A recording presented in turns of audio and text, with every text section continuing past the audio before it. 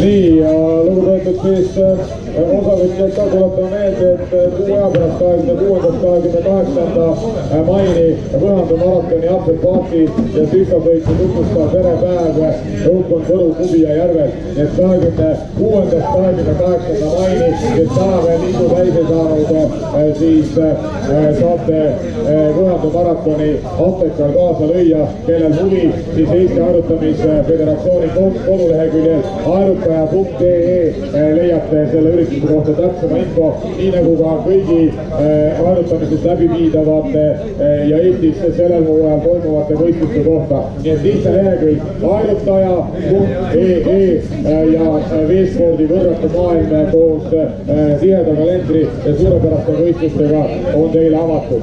Kordan veel, harjutaja.ee lehel leiate siis info ka Võhandu maratoni Apteka kohta,